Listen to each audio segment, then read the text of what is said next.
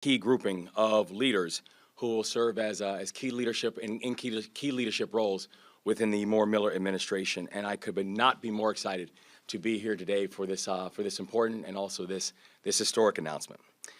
Less than a week ago, the state of Maryland spoke with a resounding voice. And while the votes continue to be counted, what we know for sure is that from the Baltimore region to Southern Maryland, from counties in Western Maryland to the Eastern Shore, from Carroll County to Talbot County, from Frederick County to Charles County, our state has blessed us with a mandate. And in fact, that mandate consists of winning by the widest margin in any gubernatorial race in nearly 40 years. And Marylanders spoke clearly about what they expect from us and what they expect from this administration. That they expect us to go fast, that they expect us to be bold, they expect us to build a government that meets people where they are. And to do that, we've enlisted leaders who are not only exceedingly competent, but also innovative and hard-charging as we rebuild government to meet the very urgent needs that Maryland families face, and also to ensure that Maryland is set to be more competitive and that this is going to be an era that Maryland is going to win. We said during the process of the campaign that we were going to build an administration that reflects the state of Maryland, that we're going to build an administration that was going to be remarkably accountable, remarkably transparent, and unafraid to go win the future. And so the people of this state voted for us to take a new approach to governance, to create systems where we will value new thinking, and also to take new approaches to the way we're working in coordination with the legislature, and new approaches to the way that we're working with local governance. And so I want the people of this state to know that I heard you. And today, Lieutenant Governor-elect Aruna Miller and I are incredibly proud to announce the first 5 nominations and appointments of the Moore-Miller administration, beginning with our Chief of Staff, my friend Fagan Harris. I have known Fagan for over a decade, and I'm proud to welcome him as our Chief of Staff. Fagan is one of the country's leading social entrepreneurs, bringing extraordinary expertise, and also in talent recruitment, in retention, and also in innovation. He has an absolutely formidable track record of driving innovation and results in our communities and for our communities, and is a sector leader in the issue of national service. He's the founder and leader of Baltimore Corps, his service on the Accountability and Implementation Board. He is also a director of AmeriCorps. And so, in short, Fagan knows how to get things done. And that's exactly what he will do for the state of Maryland. He loves this state as much as I do, as much as any of us do. And I couldn't be more excited to work closely with him in this crucial role. Fagan will be joined by other transformational leaders who are assuming these critical positions. These individuals have my utmost respect, and they have my utmost confidence in this moment. That in this time and in this moment, Marylanders will be able to look up at this administration with a real sense of pride. And I'm thrilled to stand with them today. I'm thrilled to stand with them for years to come. Tisha Edwards, who's most recently the Chief of Staff of our campaign, I'm excited to announce will serve as our administration's appointment secretary. Amanda LaForge, who recently served as counsel to San Larif, as well as counsel to our campaign, I'm proud to announce will serve as our chief legal counsel. Eric Lukey, the current House Majority Leader, and also a career educator, I'm proud to announce will serve as our chief legislative officer.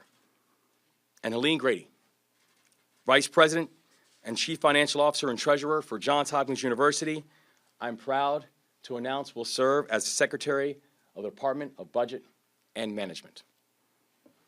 I could not be more honored to stand with this group, to stand with this first initial grouping of members of the Moore-Miller administration, because I know that these are leaders who understand what it means to get things done. And I'm thankful to each and every one of them for saying yes. This team that you see standing here has led at the highest levels of the executive branch, the legislative branch, the private sector, the nonprofit sector, secondary, and higher education, i.e., this is an administration who understands and will understand what it means to lead with various sectors in our society, what it means to make sure that every single sector of our society is seen, and what it means to take new approaches and new innovations to make sure that government can meet people where they are and make sure that people's concerns are being addressed. And so I'm so thankful to be able to stand in partnership with this group. I know I speak on behalf of our Lieutenant Governor-elect when we say we're ready to get to work. Less than a week after Election Day, we stand here prepared. We stand here continuing and prepared to build and ready to move forward so that this will be Maryland's decade. And with that, I'm proud to turn this over to our next Chief of Staff, Fagan Harris.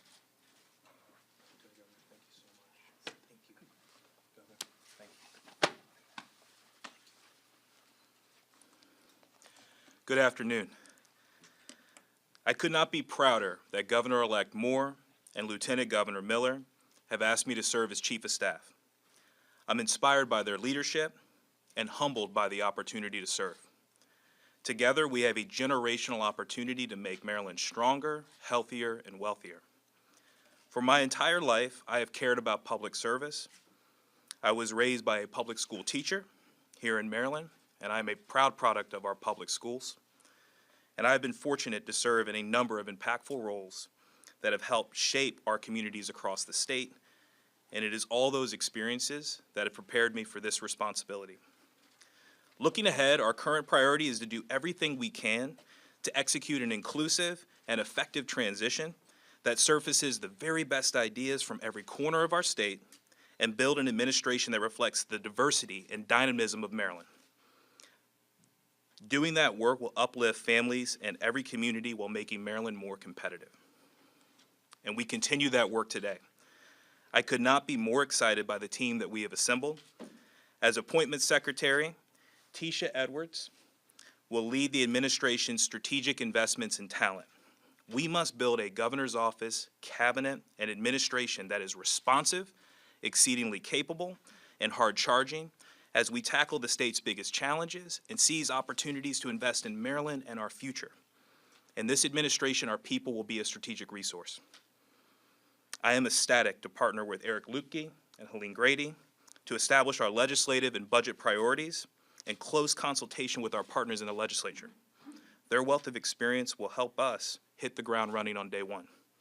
Amanda LaForge is an incredibly capable attorney, a strategic thinker who played a pivotal role on the Moore-Miller campaign.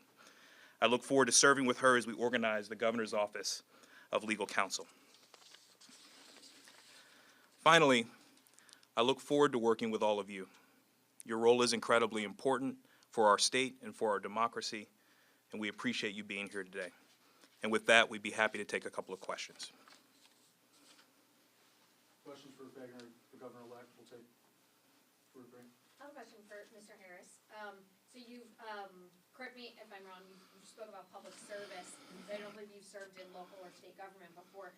How do you expect that transition to go for yourself, and how can your, outside government work influence your work now leading the state of Maryland's entire government? It's a great question. As the governor indicated, we are bringing a different spirit to this administration. We need to rethink the role of government. We need to be responsive. We need to be accountable. We need to be transparent. We need to be intensely collaborative. I've spent my career working with government, working with our communities, working with our nonprofits, our philanthropies, our entrepreneurs, our business owners to get big things done for our communities, to get big things done to Maryland. I will bring that urgency to this administration. And I intend to learn and to grow in this role and to seek out advice and consultation. We are not doing this alone. I am not doing this alone. I'm here with an exceedingly capable and extraordinary set of leaders who bring a wealth of experience in local, state, and federal government. And so I'm excited to work with all of them. I have a kind of specific question. You said you're a proud product of Maryland Public Schools. Where'd you go? Sure. You want to give a shout out, you know? Yeah, let's give some shout outs. Let's shout out Pointer Ridge Elementary in Prince George's County. Let's shout out Marley Elementary in Anne Arundel County, Marley Middle, go Mustangs, and Glen Burnie High School, go Gophers. I'm here with my wife, who I met at Glen Burnie High School, and couldn't be more proud. My mom taught middle school at Arundel Middle School. She was a special educator. Oh, cool, thank you. I have a question for Delegate Lukey. The governor, I would take the question. Yeah. Oh, well, I was just, my question about the new chief legislative officer would be, how do you expect this administration's relationship with the General Assembly to be different than the current governor's relationship? Thank you so much. And, you know, one of the things we're incredibly excited about the partnership with our new chief legislative officer is, you know, we know these past years have been complicated and have been challenging. But the thing that we know is that we believe deeply in the sense of partnership. We believe deeply in the idea that we want to make sure that we're working in unison with both chambers, with both the House and the Senate, to ensure that the legislation that's coming up and that will eventually make it, you know, to our desk is legislation that we've already been working on together. And so we plan on moving with a sense of transparency with the legislature. We plan on moving with a sense and with a commitment there will be no surprises. But we plan on moving in a sense of partnership where we are going to be aggressive and we're going to be thoughtful. And it's one of the reasons that we're so excited to have Delegate Lukey serving in this role, because that's exactly the kind of leadership that he's already shown. As the House Majority Leader, and so being able to bring that within the administration, that level of fortitude, that level of certainty, and that commitment to partnership is something that we know is going to be consistent with how our administration is going to continue to think about the work as well. One more? You've already addressed this, but you know, how do your selections begin to fulfill your promises? Yeah. You know, I think one promise we made to the people of Maryland is that our administration will look like the state of Maryland. That I want for everyone around the state of Maryland, when you look at all of our, you know, eventually the full cabinet and agency heads, et cetera, that they can look up at the administration and say that they see themselves, that they know their voice is going to be heard, that they know that they're going to be respected and represented in the decision-making process. And the other thing that I think when we talk about a commitment is when we say we are going to be bold as an administration, we mean that.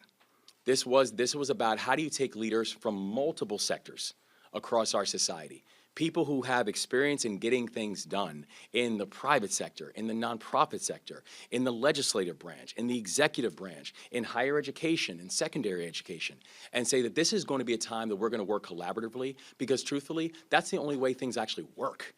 Right? The only way things are going to work in a sustainable fashion to actually be able to benefit Marylanders is if we're doing it collaboratively. And I think that it's not just something I believe in.